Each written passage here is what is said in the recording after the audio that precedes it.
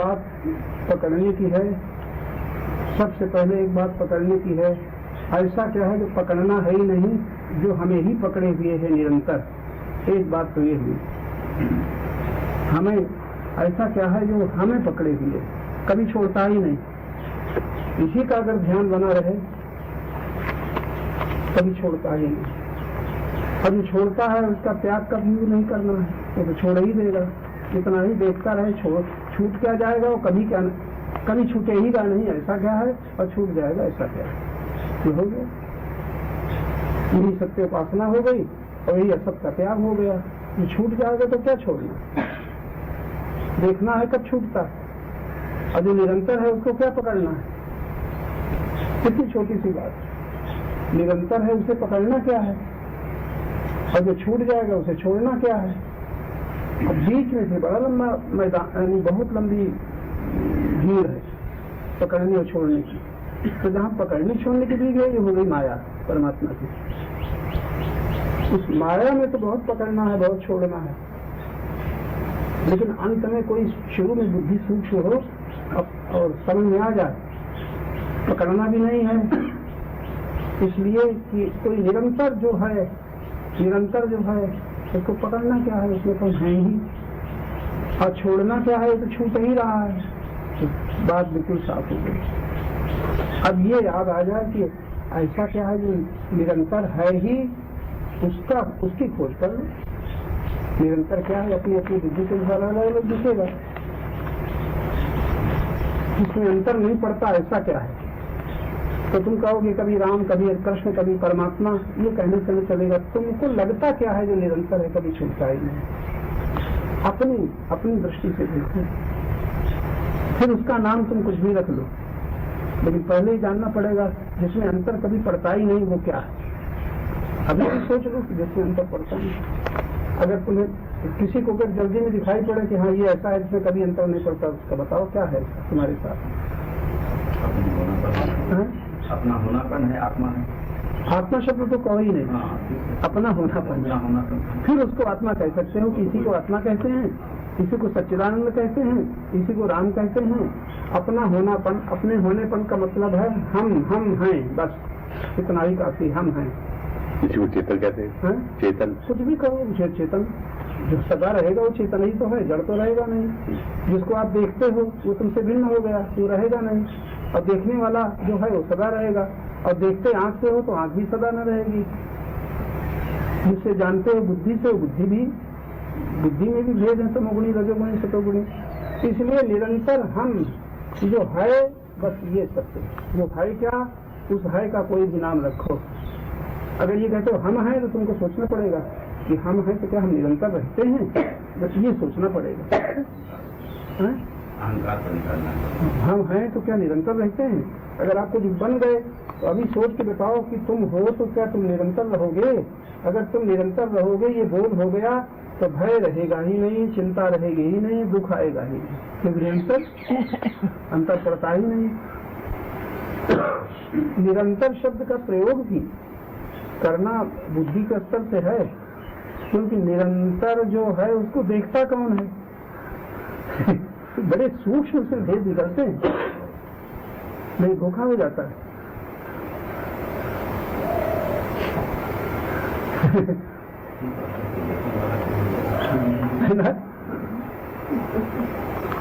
अब आप अपना सोच लो कि कहाँ से शुरू करोगे, और वहां से शुरू करो।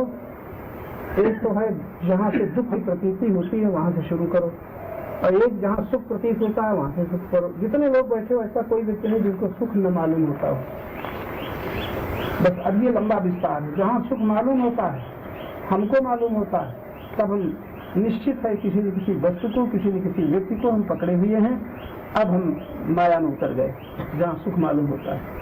तो अभी दुख तो नहीं मालूम होता, लेकिन सुख मालूम होता है। जैसे इस समय आपको कोई दुख नहीं है, जितने लोग बैठे हैं कोई दुख नहीं है, बशर्ते कोई शरीर में कष्ट न हो, घर में कोई ऐसी घटना न घट गई हो जिसको लेकर के यहाँ आए हो, तो आपको कोई दुख नहीं। जब आपको किसी की याद नहीं आ रही, बड़ा सरल परिभाषा है, किसी की याद नहीं आ रही, अब आपका शरीर यहाँ बैठा है, तो आपको कोई दुख नहीं है। बताओ, याद के आए बिना कोई दुख है? और दूसरी बात, याद आए बिना कोई आपको सुख है? याद नहीं आ रही तो कोई सुख है, और याद नहीं आ रही तो कोई दुख है? तो दुख सुख, और ये अवस्था हरदम रह सकती है कब? जब किसी की याद ना आवे। अब बड़ा सरल सूत्र है ये अवस्था जो यहाँ पर हम बैठे हैं, किसी की याद नहीं आ रही, तो ना हम तो सुख की अनुभव कर रहे हैं, यानी ये सहज, इसको सहज शांतिमय या सहज सुख कह सकते हो, जो किसी से अधीन नहीं है, किसी के द्वारा नहीं है, किसी के संग से नहीं है, कुछ पा करके नहीं है, कहीं जा करके नहीं है, बस है। ये सहज सुख है। निस दिन भ्रमत विसार सहज सुख, कैसा संतों ने अनुभव किया है। निस दिन रात दिन सहज सुख को विसार करके अब भ्रमित हो रहा है। किसके द्वारा? इंद्रियों के द्वारा। तो कुछ देखना चाहता है, कुछ सुनना चाहता है, कुछ पकड़ना चाहता है। निस दिन भ्रमत विसार सहज सुख, ये सहज सुख है। वो सहज सुख ही है, हमारा स्वरूप है। उस सहज सुख में बताओ क्या मिला, क्या गया, क्या छूटा, क्या आया? कुछ नहीं। ये सहज सुख सहज सबको प्राप्त है। अब इसको हम भूल जाते हैं कब? जब असहज में दौड़ चले जाते हैं तब। जो सहज नहीं है, जो श्रम से प्राप्त होगा, उसके पीछे जो हम चलते हैं, सहज सुख बिखर गया। तो सहज सुख और आनंद में क्या अंतर है? अभी तो सहज सुख की बात है, आनंद की बात तो पूछो ही नहीं। आनंद की बात तो तब चलेगा जब हम, अभी सहज सुख तो स्वाभाविक इसी समय है। आनंद की अनुभूति हम तब कर सकेंगे जब सबसे असंग हो करके परमात्मा के बोध में पहुंचेंगे, तब अखंड आनंद है। अभी उसकी तो चर्चा नहीं कर रहे, तुम सहज सुख में ही नहीं स्थिर हो पा रहे, आनंद की बात क्या है? जो है ही इसी में नहीं टिक पाती हमारी बुद्धि। सहज सुख में जिसमें किसी की जरूरत नहीं, किसी संग नहीं, और है ही। जैसे अभी सोच लो, कभी ये नकद है, उधार नहीं। अभी आप सोचो, आपकी किसी की याद नहीं आ रही तो कौन सा दुख है? कोई दुख? शरीर बैठा हुआ है, आप देखना भी नहीं चाहते, सुनना भी नहीं चाहते, सांस चल रही है, धड़कन चल रही है, और न जहाँ न परिवार की, न नाम की, न जात की, है किसी की याद नहीं आ रही, तो आपको कौन सा दुख है? कोई दुख? और इस अवस्था में कहीं पराधीनता है? इस अवस्था में टिकने के लिए, ठहरने के लिए कोई पराधीनता है? कहीं जाना है, कुछ पकड़ पाना है, कुछ छोड़ना है। और जहाँ दुख शुरू हुआ, जब याद आ गई, दुख शुरू हुआ, और याद आ गई सुख शुरू हुआ। सुख शुरू हुआ कौन सा? जो पराधीनता पूर्व मिलता है। खुद सुख की याद आ गई, कहीं याद आ गई, उनसे मिलना है, यहाँ जाना है, इनको देखना है, दर्शन करना है, मंदिर जाना है, तीर्थ जाना है, भगवान का भजन करना है, कुछ याद आ गई, हट गए वहां से। सहज सुख, सहज स्वरूप। स्वरूप कह लो चाहे सहज सुख कह लो, एक ही बात है। स्वरूप सहज है, वही सुख है। वो सुख निरंतर सुलभ है, लेकिन निस दिन भ्रमत विसार सहज सुख, जहाँ तहाँ इंद्रिय तान्यो, कबहू मन विश्राम न मान्यो। कि मन कभी विश्राम नहीं मानता। क्यों नहीं विश्राम मांगता? विश्राम में है, विश्राम को भूल गया और काम में चल पड़ा। जहाँ काम है वहाँ विश्राम कहाँ? अच्छा, काम क्या है? कामना जागृत हो गई, कुछ पाने की, कुछ देखने की, कुछ सुनने की, कहीं जाने की। जहाँ कोई कामना आई, बस सहज सुख, सहज स्वरूप से विमुख हो गए, कहीं गया नहीं। सहजम कर्म कौनते सदोष मपी न के सहज कर्म सदोष होते हुए नहीं त्यागे। सहज कर्म वो है, जैसे आप हिंदी बोलते हो, अभी सहज कर्म है कि नहीं? आप एक आदमी फारसी बोलता है, सहज कर्म है कि नहीं? आपको कुछ करने का अभ्यास है, सहज कर्म है कि नहीं? इधर आ जाइए, कसरत में बैठा लो। सदोष मपी न त्यागे, सदोष भी सहज कर्म जो है तो दोष युक्त है, तब भी उसे न त्यागो। दृष्टि बदल दो, फलाकांक्षा छोड़ दो। जैसे कि आप एक आदमी की जाति है, एक आदमी का जो पहले से अभ्यास पड़ गया है, अब वो सहज कर्म हो गया है। चमार का सहज कर्म क्या है? दर्जी का सहज कर्म क्या है? दर्जी का, चमार का, इसी तरह और तमाम कामों को ले लो, जो जिसका अभ्यास हो गया है वो सहज कर्म है। वो सदोष होते हुए उसको न त्यागो, क्या करो? दृष्टि बदल दो, फलाकांक्षा छोड़ दो, तो सहज कर्म से आप मुक्त हो जाएंगे, वो आप सेवा बन जाएगी। फलाकांक्षा जो है ये हमें बांध देती है। अगर फल की इच्छा नहीं है, फिर हम जो कुछ भी करें। एक क्षत्रिय के लिए सहज कर्म है युद्ध, एक ब्राह्मण के लिए तो नहीं है। ब्राह्मण के लिए सहज कर्म है ज्ञान चर्चा, वैश्य के लिए सहज कर्म है धन के द्वारा होने वाले कर्म, शूद्र के लिए सहज कर्म है शरीर से गाय दूध करा लो। अब वो सहज कर्म है ना। वही स्वधर्म। हाँ, स्वधर्म तो शब्द का बड़ा गहरा अर्थ होता है। स्वधर्म से माने तो होते हैं, पहले हम स्व को मानते क्या है। हम तो स्व जो है वस्तु का जानते नहीं, स्व को मानते हैं। स्व का मतलब हम वैश्य, अब हम वैश्य बन गए, पहले तो हम, अब वैश्य बन गए, हम ब्राह्मण बन गए, हम क्षत्रिय बन गए, हम सन्यासी बन गए, हम गृहस्थ बन गए। अब ये स्वधर्म तो जो हमने माना वो हमारा धर्म हो जाएगा। मान्यता छोड़ करके स्व का जिसे ज्ञान है वो स्वधर्म सत्य से संबंधित, मान्यता को लेकर के असत से, अनित्य से, विनाशी से संबंधित। तो ये बात याद रखने की है। जब कभी चाहे जहाँ चाहे जिस स्थिति में शरीर बैठा हो, चाहे जो हो, थोड़ी देर की सोचो। मान लो हम दुखी हैं, अगर हमें याद ना आती तो हमें कौन दुख दे सकता था। कलकत्ते में हमारा परिवार रहता है और वहाँ कोई ब्लड प्रेशर की बीमारी से एक आदमी 4 पाई पर लेकर दिया गया है, डॉक्टर आ रहे हैं, हम मजे से हंस रहे हैं, बोल रहे हैं, बैठे हैं, हमें पता नहीं है और वहाँ घटना हो रही है।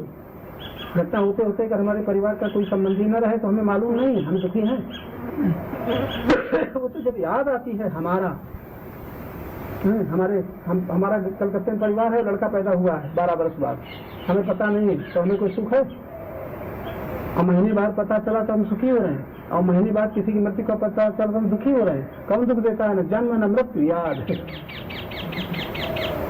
से दुखी होते हैं। कहीं हानि की याद आ गई, कहीं लाभ की याद आ गई, कहीं संयोग की याद गई, कहीं वियोग की याद आ गई। अपना जिससे संबंध है उसकी याद आ गई, वही सुखद है दुखद है, दोनों झूठे हैं, सत्य नहीं है। शायद सुख बिसर गया। तो कितनी छोटी छोटी बातें हम तमाम पढ़ने के बाद, सुनने के बाद, और जो सहज ज्ञान में हमारे अभी सुलभ है उसको हम भूले हुए हैं। और फिर तमाम प्रश्न करते हैं, अब क्या करें, अब क्या करें, क्या तप करें, क्या जप करें, किस तीर्थ में जाएं, कहाँ शांति मिलेगी, घर छोड़ें, परिवार छोड़ें, ये छोड़ें, क्रोध छोड़ें, लोभ छोड़ें, मोह छोड़ें, बड़ी छोड़ने की बातें आती हैं। और कैसे हम दानी बने, कैसे हम यज्ञ करें। अरे बाबा ये छुपे तो है, लेकिन ये बताओ अगर याद ना आए तुम्हें कौन सा दुख है? सीधी सी बात। तो बहुत सहज है, निश्चित भ्रम तक विचार, सहज सुख, सहज स्वरूप, सहज सुख, सहज जिसमें कोई परिश्रम न पड़े, कहीं जाना न पड़े, कोई कुछ करना भी न पड़े, वो है सहज।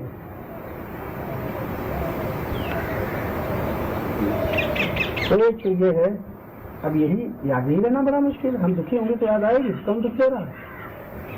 अभी तक 12-12 बरस, 20-20 बरस से सत्संग करते हैं हम लोगों को बीत गए और दुखी होते हैं। दुखी होने के बाद याद नहीं आती कौन दुख दे रहा है। बस ये लगता है क्योंकि घटना घट गई है, कहीं वियोग का दुख, कहीं हानि का दुख, कहीं अपमान का दुख, कहीं कुछ वस्तु खो जाने का दुख, छोटी छोटी वस्तुओं के खो जाने का दुख होता है, कहीं शब्द का दुख, किसी ने कुछ कह दिया, दुखी हो रहे हैं। बताओ कहाँ हो इसे? याद ही नहीं रहता दुख कौन दे रहा है। इतना सुनने के बाद अब हम कभी दुखी होंगे कि नहीं? हम लोग जी होंगे कि नहीं? यहाँ से कमरे में जाते ही दुखी हो सकते हैं ना। ताला टूट गया, अभी क्या बताऊं, निकाल ले गया कोई, अब उस समय याद रहेगा हम क्यों दुखी हो रहे हैं। तो इसलिए ये दुख हमारे अपने माने हुए हैं, झूठ है, सत्य नहीं है, और इनसे हमारा पीछा न छूटेगा। चाहे गीता पढ़ें, चाहे रामायण पढ़ें, क्योंकि रामायण पढ़ते हैं, रामायण की बात भूल गई। कहा उनको दुख सुख कर दाता, न कोई दुख देता है न सुख देता है। कहाँ रामायण याद? अवश्य में भोक्तव्यम कृतम कर्म शुभाशुभम, कहाँ गीता याद रहती है? तो ये सब मौके पर हम सब भूल जाते हैं, और दुखी भी होते रहते हैं, सुखी भी होते रहते हैं, समय भी खर्च होता है, शक्ति भी नष्ट होती है, जीवन सारा इसीलिए बीत रहा है और होश नहीं रहता, जागृत नहीं है। इससे जागृत संयमी, भगवान कहते हैं जो संयमी है, संयमी का मतलब जो साधे हुए है। साधे हुए क्या? तराजू का पलड़ा, न इधर न उधर, इसका नाम है संयम। न सुख में विचलित हो, न दुख में विचलित हो, न संयोग में, न वियोग में, न लाभ में, न हाँ, इसका नाम संयम। अब वो जागृत है, जागृत होकर के देखेगा किसे? जो सत्य है उसे, या जो हम है उसे, अपने को देखेगा, सहज सुख को देखेगा। और जहाँ संयम टूटा कहाँ गड़बड़ हो गया, हमारा संयम टूट जाता है। संयम का मतलब ही नहीं कि हम 12 बरस से मौन है, बोलते नहीं, ये कोई संयम का मतलब न इधर न उधर, बीच में क्या है? सत्य, इधर उधर क्या है? माया। हानि लाभ इधर उधर है और बीच में संयम है, संयोग वियोग इधर उधर है, बीच में संयम है। जरा सोचते हैं, हानि लाभ जिसमें प्रतीत होते हैं बीच में क्या है, संयोग वियोग जिसमें प्रतीत होते हैं बीच में क्या है, मान अपमान जिसमें प्रतीत होते हैं बीच में क्या है। वो बीच में जो है याद नहीं रहता। तराजू की डंडी में बीच में क्या है, वो रस्सी जिसमें सब सदा हुआ है, उस रस्सी को भूल गए, उस कील को भूल गए, उस माध्यम को भूल गए और इधर उधर हो गए। अब कैसे समता आएगी, कैसे शांति आएगी? यही गड़बड़। ये बड़ी अच्छी बात हम सुन रहे हैं, बड़ी अच्छी बात जो जिसमें कोई परिश्रम नहीं है, खाली याद करना है। किसकी? अपनी कि किसी की? जहाँ किसी की याद आई अपने को भूल गए, अपने को भूल गए, विषमता में चले गए। क्योंकि हम तो हैं ही, हम तो कहते हैं अगर हम याद रह जाए तो भगवान की भी याद करने की जरूरत नहीं, क्योंकि भगवान हमारा माना हुआ है। पता नहीं हम कौन से भगवान को मानते हैं। इसका मतलब नहीं आप भगवान को याद करते रहना, शायद उसी के द्वारा आपके दुख मिट जाए। लेकिन भगवान है, याद भूल जाती है तो क्या करे भगवान?